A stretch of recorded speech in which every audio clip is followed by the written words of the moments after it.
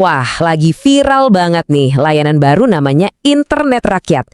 Keren sih, tapi ya gitu deh, popularitas itu seringkali jadi pisau bermata dua. Muncul dua jalur buat daftar, satu yang aman dan resmi, satunya lagi penuh jebakan. Nah, dalam beberapa menit ke depan kita bakal bongkar tuntas keduanya, biar Anda nggak jadi korban berikutnya. Oke, jadi Anda udah pengen banget nih pasang internet baru. Pertanyaannya simple tapi krusial banget.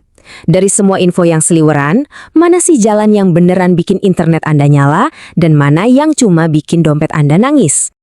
Nah, ini dia nih biang keroknya. Gara-gara banyak banget yang minat, muncullah fenomena yang kita sebut aja calo digital.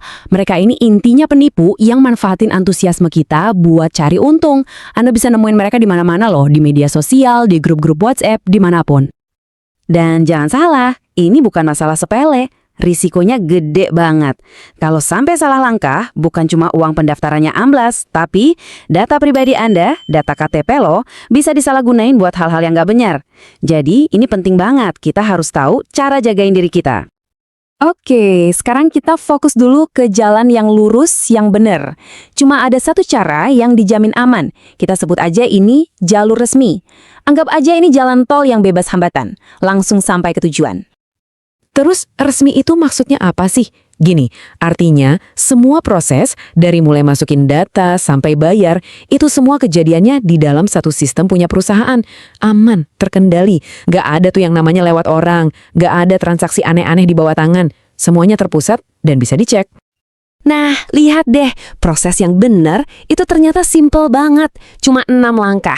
Kunjungi websitenya, terus pilih cek jangkauan. Ini wajib ya, jangan main bayar aja kalau belum yakin areanya tercover.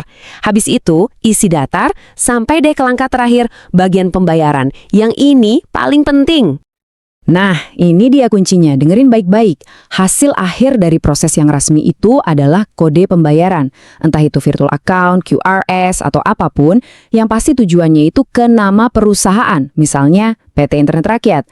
Bukan ke nama orang kayak Budi Santoso atau Siti Aminah. Ini harus dicamkan ya.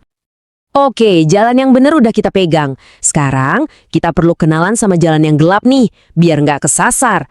Yuk, kita bongkar taktik-taktik yang dipakai sama si calo digital ini. Di sini kelihatan jelas banget bedanya. Coba perhatiin deh, linknya aja udah beda. Perusahaan resmi mana mungkin pakai link gratisan kayak bit.ly atau blogspot kan? Terus, pembayarannya, ingat, selalu ke perusahaan, bukan ke rekening pribadi.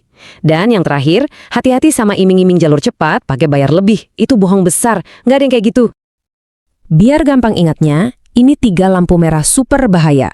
Kalau nemu salah satu aja dari 3 ini, langsung berhenti. Stop, jangan dilanjutin. Udah hampir pasti itu penipuan.